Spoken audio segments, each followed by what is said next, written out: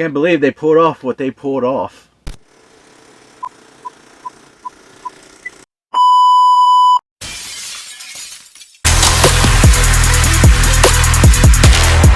What is happening, guys? Back at you with another video. So of course we have Deadpool and Wolverine now in theaters, and it was an exciting, epic, and awesome movie. But can we talk about those cameos for a second? So in this video I wanted to basically rank all of the cameos that came out in Deadpool and Wolverine. This is basically a ranking on how I felt seeing the cameos in the movie, and like what were some of my favorites based overall into this ranking. But of course, it goes without saying that there will be spoilers ahead. So if you don't want to hear about any new cameos in the movie, definitely do not watch. But without further ado, let's go ahead and get into this.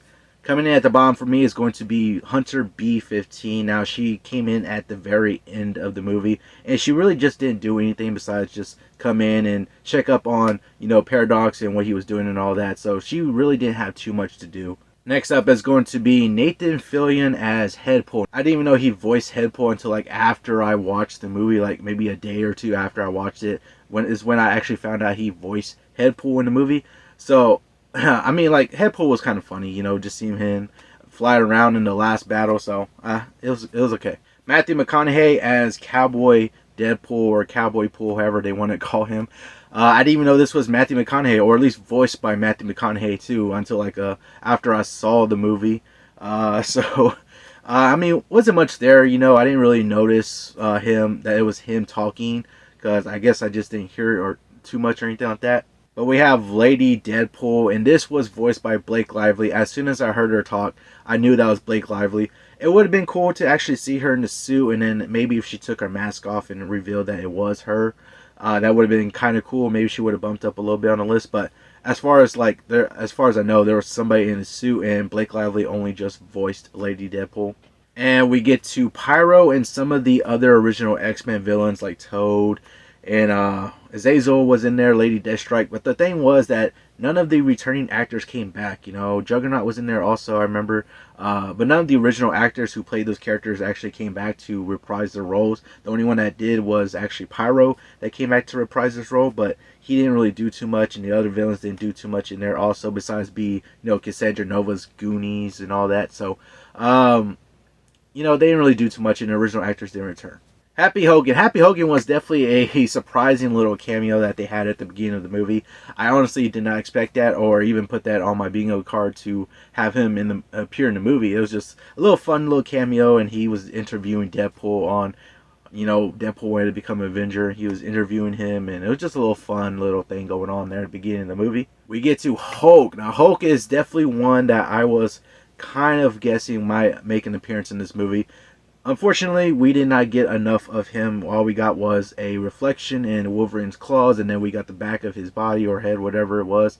And it would have been nice to at least see a little bit more of him, or at least maybe see that battle between that Wolverine variant and Hulk, or maybe they could have done like a little run and jump, and like before they collided, that's when Deadpool actually left or something like that, something along the lines of like that. It would have been a little nice to actually see them kind of battle and fight.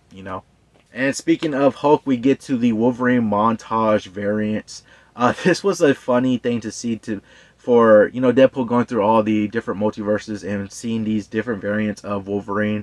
And basically these were like plucked from the comics. You had Patch there. You were able to see a comic book accurate Wolverine with him being all short and stocky. That was really hilarious to see on screen, where it's just basically Hugh Jackman, but it's like superimposed on this little small stocky body. It was kind of funny to see the way that you're able to get him on the X, where he's crucified on the X. That was a good little nod to the comics for comic book fans also. So that was a nice little nod there.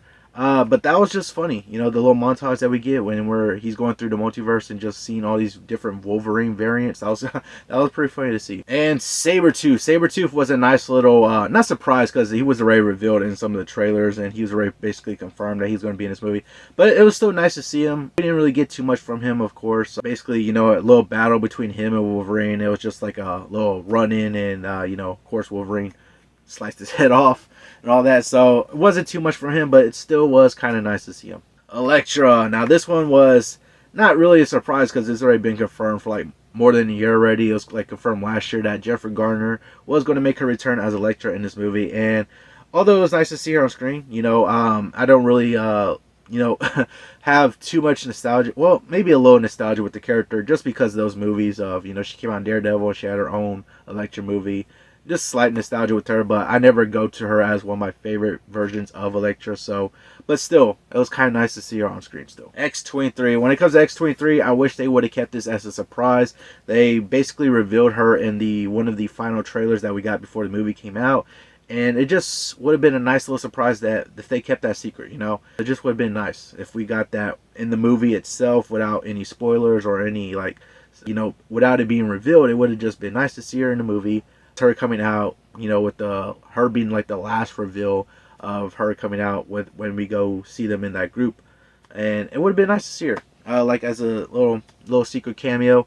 Nonetheless, it still was nice to see her come back and reprise her role. I love X-23. She was great in the Logan movie. So to see her be able to come back, it was awesome addition to the movie. And just awesome seeing her on screen and in action. And we get to Henry Cavill's Wolverine. This was definitely a surprise. I was kind of suspecting, when I made my cameo video before the movie came out, going over different cameos we might see. I definitely did put this one as a possibility, like a maybe. Like, I heard rumblings and rumors that, Henry Cavill might be playing either a Wolverine variant or he's going to be playing another character in the MCU. So that was kind of going around with the rumor, rumblings, and stuff like that. So to be able to see him in this movie as a Wolverine variant was awesome and hilarious at the same time, because like at first it didn't even look like him. Like, he turned around and I had to like kind of look closely a little bit at him, and until I realized it was Henry Cavill himself. And it was just kind of fun and awesome to see him as a Wolverine variant, all buffed up and have his hair just like Wolverine and all that stuff. So it was kind of fun to see him on the screen. It was kind of awesome. And we got Chris Evans as the Human Torch. It was nice to see Chris Evans come back and play the Human Torch again, reprise his role as the Human Torch.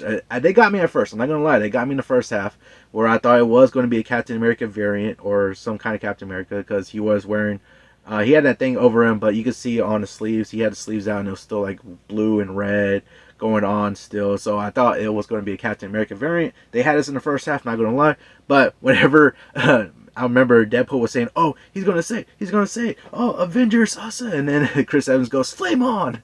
That was funny. That was hilarious. Just being able to see Chris Evans come back and reprise his role as Human Torch, and we actually get him for a movie, and just the way he died in the movie by Cassandra Nova, that was hilarious. The way that Deadpool blurted out what he was saying, and just Cassandra Nova just ripped his skin right off and killed him. That was hilarious in the movie, and it was just fun and awesome to see Chris Evans come back as Human Torch.